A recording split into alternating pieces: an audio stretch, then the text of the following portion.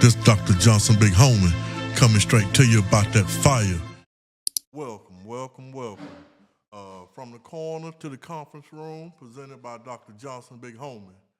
And the purpose of this podcast is to, guide those who are youth, age, young adults, guide them into the ways that they may have options as they get older and live a good quality of life. But so many times these youngsters, from ages 12 to 21, sometimes we can do so much damage to ourselves. And that's, just being young and not knowing. And, we learn a lot from the corner. A lot of the things I learned on the corner, are some of the things that I've been able to use in the conference room. And, when we were growing up, a lot of the time, I would be in school in math class. I remember being in seventh grade and in math class, and we'd be doing math, but my mind would be on the corner, on the block. It would be at the dice game. It would be with my friends and my family and in the community. And it was just a lot of action. And, I was fascinated by the streets, fascinated by the street life. In the 1980s, in the 80s, the late 80s, early 90s, when crack cocaine really hit our community real hard, hit the black community really, really hard. As a youngster, we seen that. We didn't know all the politics behind it, but we did see people run into cars. We did see the fast money. We did see the nice cars. We did see the girls and the women and all of that came with the street life, the glitz and the glamour. And as a teenager, man, you think that's just the way to be. Hustling is the only way, the only thing that you ever want to do. Fresh clothes, fresh gear, all the love and respect. Most of the time, the dope boy, dope girl in the community, they were leaders in the community. They big timers, they bosses. And, as a youngster, you want that love and that affection. And it just makes me think, as humans, we all like and need some levels or some forms of attention. And, as a youngster, you see the older guys and older girls who living that life and they getting all the attention. So it's only natural that as a youngster, well, we want some of that attention. Maybe not all the attention, but some of that attention. And, what really got me is, seeing a lot of my friends and my family getting arrested and everybody going to jail.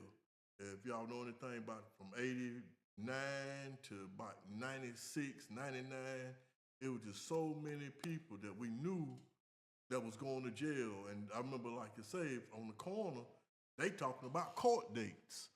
Oh, I got to go to court on Monday. I got to go to court on Thursday, talking about judges and things of that nature and law enforcement. We knew them by name and first name basis. They were in our community so much.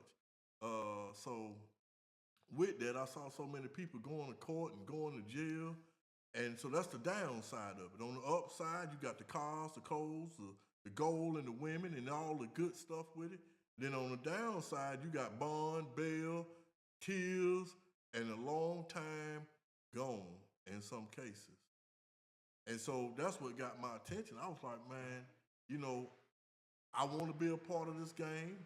I was a part of it. I wasn't anything like no Escobar, no thing like that. But as a youngster, I made pretty good money, on that street life. I knew how to make money, how to get a package. I went from a package to a pen. Sometimes I had a pen and a package, but I had both because I knew how to work it. So I knew to be street smart and book smart. And I knew as long as that I was doing my part in school, my there would be no attention to me, in that way. My dad, I didn't want no attention from him because he wasn't with that. Even though he was a man from the streets, he spent his life trying to get me away from the streets. He's a man from the street, went straight to working and trying to change his life, married my mama, trying to change her life, and she lived a good life.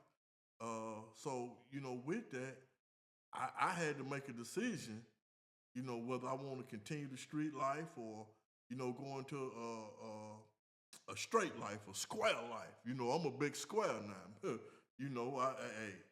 But before, I thought I was, on my way to big time. And then when I saw a lot of my friends and family getting big time long life sentences in 5 and 10 years, man, at that point, man, I was like, well, if I'm gonna go do some time, I had to do the math. 4 years of college or 4 years in prison. Now, at the dice game, I had already made up my mind. Oh, I can do 3 to 5 years at a prison or at a facility, youth facility. Wow, I can do 3 to 5 years, and even if I'm 18, I can do 5 years in the penitentiary. But that just really wasn't for me at the time. So I chose college, and so that's why I'm here today. And so when I went to college, I went to, North Carolina A&T, a historically black college, and I saw people that looked like me, people from my community. I saw black people that were living a legit life that had all the things that a dope boy might have. So and so, or Doctor so and so, or Mister so and so, or Mrs. so and so. Well, what do?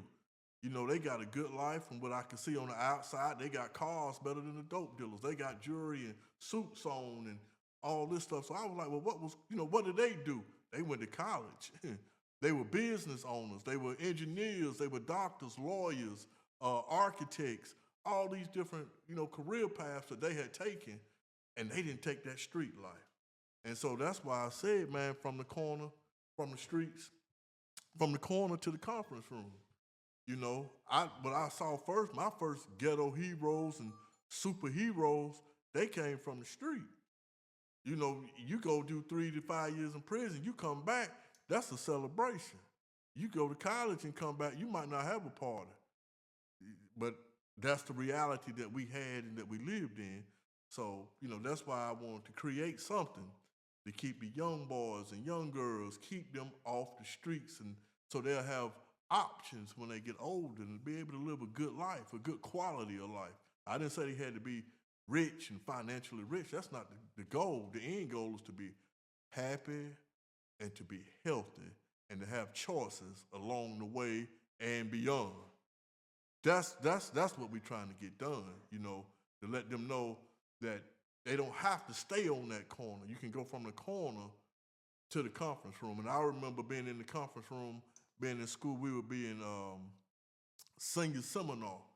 And while I was in senior seminar, I'm in the room with future doctors, lawyers, and leaders, and medical personnel, and all these different politicians and stuff. We in the class having seminar, but yet when I leave the seminar, when I leave this class, I know I'm going straight back to the corner.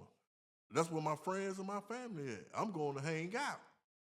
And so I just flipped it a little bit, but I did start from the corner into the conference room. And then in many cases, my mom was living, just give y'all a little more background of who I am. I was in special education in grades, not kindergarten, first through like fifth grade. I was in special education, learning disability. They, saying that I struggled with learning. I didn't know how to learn. But now as I've gotten older, LD, learning disability, for anybody who got kids in special ed now, that doesn't mean that, LD, learning disability. Man, that was a learning difference. I learned different. Our kids learn different. So really the teacher might have had a teaching disability because she couldn't teach me or reach me at all levels, but my parents did take the time to go and get me a tutor. I had a tutor that was helping me. And, by the time, fifth, sixth grade, now I'm accelerated. I went from an LD to accelerated college prep classes. Well, my mother and father, they taught me at home. They made sure that I got a tutor. They helped me as a tutor. And then they gave me a lot of academic skills and life skills. They took me to church. They taught me to pray. They taught me to love people. And one thing that my parents did teach me, you can't love God and say you hate another man. You just can't do that. So hate was not allowed in my house. You couldn't even say hate. We couldn't even say that. My grandma would be like, don't you say that. Don't you say hate. No, you say you don't like or dislike, but hate, we don't use that word in this house. And even my dad, he was the same way. We didn't use hate. You might say you don't like, but you don't hate anybody. You love people. You love God first. You love yourself and you love everybody around you. You love people. But then that's just my background. But anyway, like I said, K through 5, well, 1st through 5th, special ed. Now I'm in 6th grade. I'm in college prep classes. I'm accelerated classes. I'm doing great things. And guess what? Out of nowhere, my mama died. At 12 years old, a mama's boy, his mama dies of sickle cell and stress. Racism is real, y'all. So that racism triggered some episodes with my mama's sickle cell, which caused her early death. Racism. And I'm going to talk about that a little bit later on. But education, y'all, the field of education, sometimes the field of education worse than the dope game. I just got to tell you that. Because in the field of education, everybody's smiling, saying, come on into my school and we're going to treat you right and we're going to do this. And then as soon as the parents leave or whatever, these kids not getting what they need. Whereas in the street game, you know when so-and-so come at you, you know what they coming for. You know what they coming to do. You know that this is a goon. A goon, you know where he coming from. You know where this user is coming from. You know where this other hustler is coming from. So, you know, you got a little more apt, but from what I've been able to see in the field of education and in the street life, you know, education can be even more dangerous if you ain't careful, all because of the deceit that can come with it. You know, so parents, please check in on your kids, check with your kids, and have your kids tell you what's going on. And so that's where we at, building those lines of communication with your kids and getting your kids ready for a time that you might not be there. You know, a time that you might be, you know, out of town, you may be deceased. You know, my mama died when I was young. So I had to take it from there. Wasn't nobody giving me that. And I had my dad. I love my dad, but you know, he enjoyed himself. He drank a little bit, you know. So he lost the love of his life, so he hurting and he trying to raise a kid, you know. So I understand the stress and pressures of life that parents are dealing with. So what I did at that time, I just made sure I did my part at school to make sure that my dad didn't have to worry about me, and also, like I said, not to draw any attention to myself, because then I'm starting the hustle game as early as 8th grade. I want to get my first package or my first little flip in the 8th grade, because we didn't have a whole lot. I remember being Christmas, I ain't have all no clothes and bicycles and motorcycles and stuff like that and go-karts what my friends had. Man, I got a coat. My daddy gave me $100. He got me a coat. That's all I had. Everybody riding motorcycles, go-karts, bicycles, stereos, everything. I got a coat, and I'm standing out there like, shoot, I'm doing my thing. All I knew at that point is to hustle to help my family, man. And so I took it from there. Do good in school and hustle. That was my plan.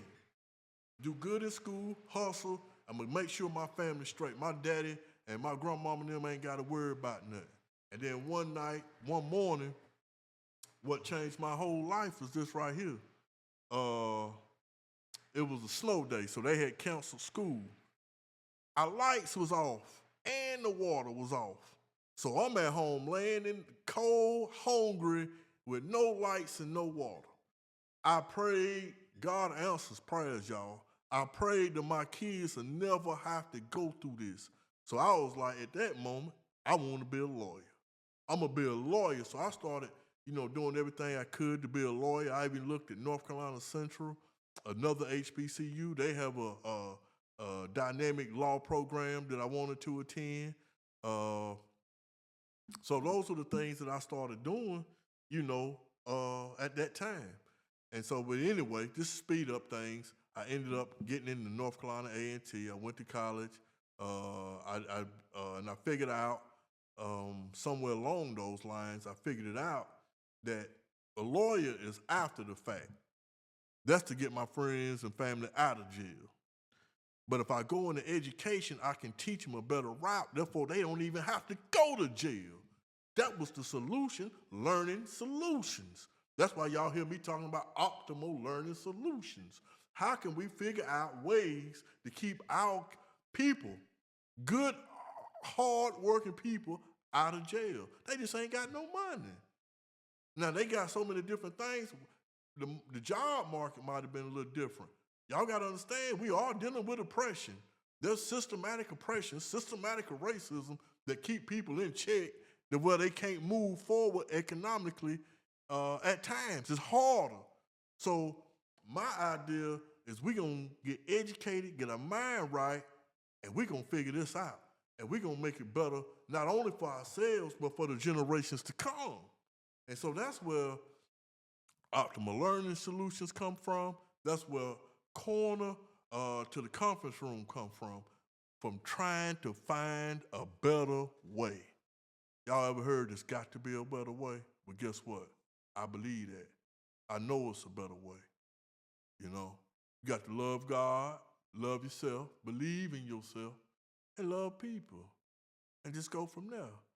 But that's where I started, man. It was hard, and I got to say, man, I've been through so much. You know, then I lost my daddy when I went to college. So now I done lost my mom at 12, I done lost my daddy at 21. You know, what are you gonna do?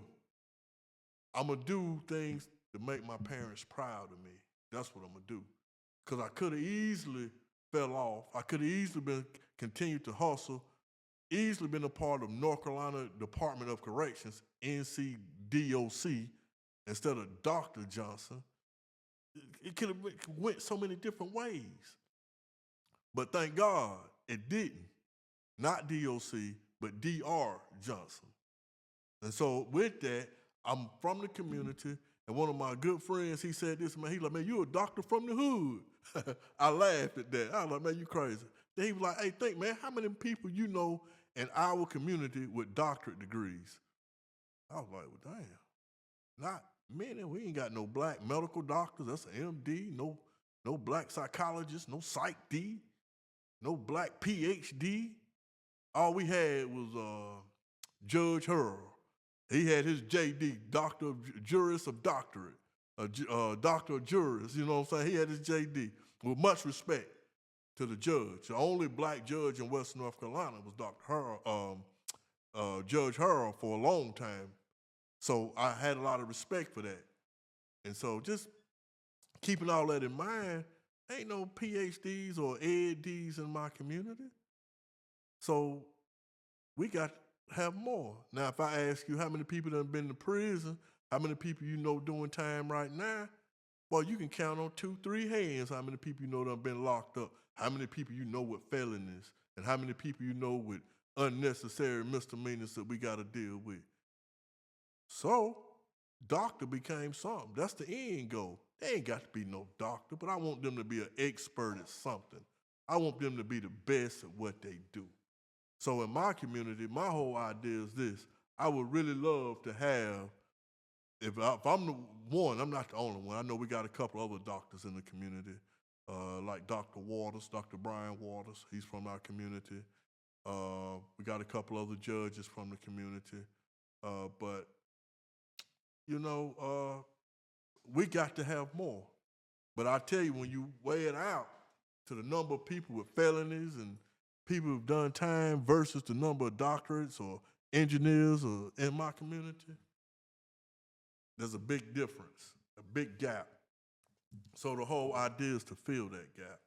And so when we come on here every week, from week to week, with a purpose of from the corner to the conference room, when we go from here, when we meet, we just did an introduction. I'm doing an introduction today.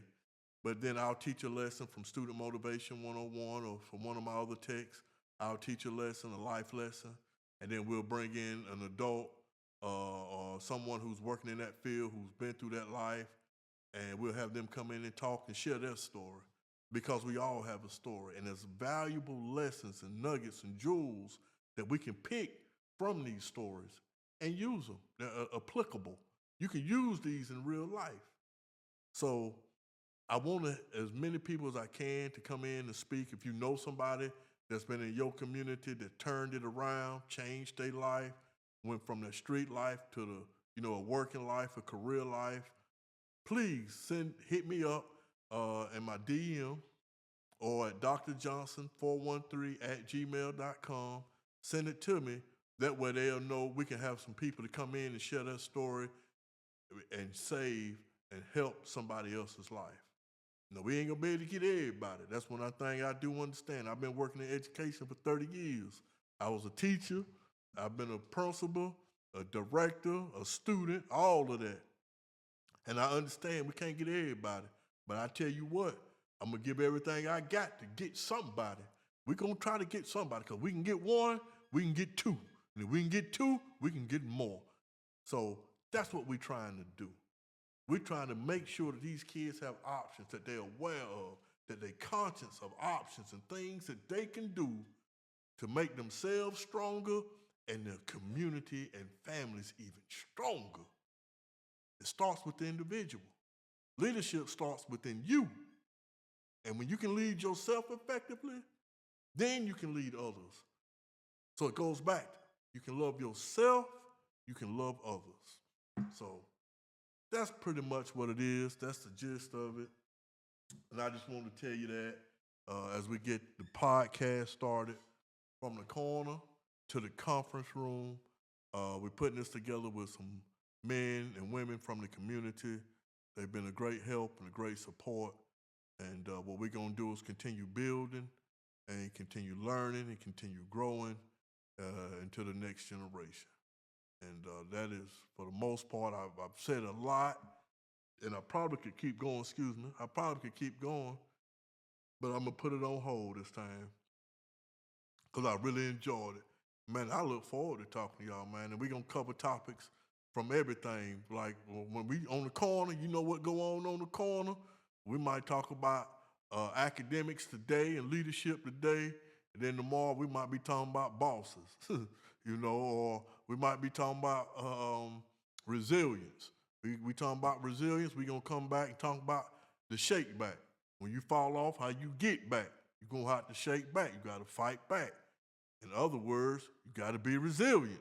So we're going to be covering so many and a lot of different topics, but one of the things we must be clear on is for growth, to help us grow and develop as a people so we can be a stronger family and a stronger community. And hopefully one day, a stronger nation, and make this place a better world. And again, thank you for joining and watching. Stay tuned, we got more coming. This is Dr. Johnson, Big Home.